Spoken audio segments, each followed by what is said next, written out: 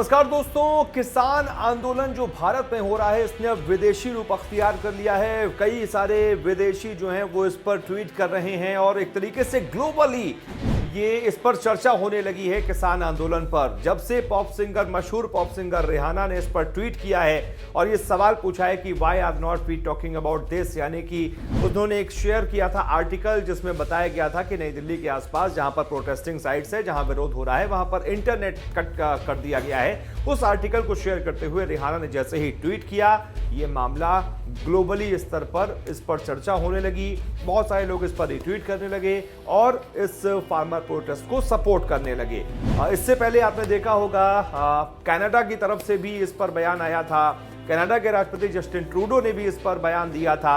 और इस तरीके से जितने भी ये विदेशी इस पूरे मामले पर हमारे किसान आंदोलन पर ज्ञान दे रहे हैं, ये जो है विदेश मंत्रालय को नागवार गुजरा है। विदेश मंत्रालय ने एक बयान जारी कर कहा है कि आप जो कोई भी ये जितनी भी विदेशी हस्तियां इस पूरे मुद्दे पर बोल रही हैं, बिना जानकारी के हमारे मामले में टांग ना अड़ाएं तो बेहतर होगा।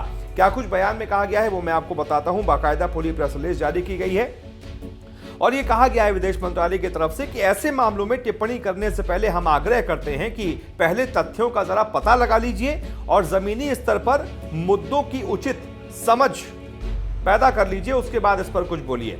विशेष तौर पर मशहूर हस्तियों या दूसरे बड़े लोगों द्वारा बिना जानकारी के किसी मुद्दे पर सनसनीखेज सोशल मीडिया हैशटैग और टिप्पणी को साझा करना ना ही उचित है और ना ही जिम्मेदाराना हरकत है। देश में हो रही किसान आंदोलन को देखते हुए विदेशी हस्तियों और संस्थाओं की ओर से आई टिप्पणी पर विदेश मंत्रालय ने यह जवाब दिया है, जिसमें से मुख्य तौर पर क्या लिखा गया वो मैं आपको बताता हूं इंग्लिश में, जिसका हिंदी अनुवाद मैंने अभी किया। It's unfortunate to see vested interest groups trying to enforce their agenda on these protest and derail them. This was egregiously witnessed on January 26। ये कहा गया है इसमें, ये मुख्य तौर पर उन तमाम विदेशी लोगों के लिए जो इस पर ज्ञान दे रहे हैं। विदेश मंत्रालय ने आगे कहा कि भारत की संसद ने पूरी बहस और चर्चा के बाद कृषि क्षेत्र से संबंधित इन सुधारवादी कृषि कानूनों को पारित किया। ये सुधारवादी कानून किसानों को बाजार की उपलब्धता और लचीलापन प्रदान करेंगे। कुछ निहित स्वार्थ समूहों ने भारत के खिलाफ अंतर्राष्ट्रीय समर्थन जुटाने की कोशिश की है। उन्होंने आगे जानकारी दी कि इन्हीं तत्वों की वजह से दुनिया के कई इलाकों में महात्मा गांधी जी की मूर्तियां तोड़ी गईं। ये भारत जैसे सभ्य समाज के लिए परेशान करने वाली घटना है। ये देखकर काफी दुख होता है कि कुछ निहित स्वार्थी समूह अपने एजेंडे के लिए इन आंदोलनों का इस्तेमाल कर रहे हैं। 26 जनवरी को हुई हिंसा इसका साफ साफ उदाहरण है।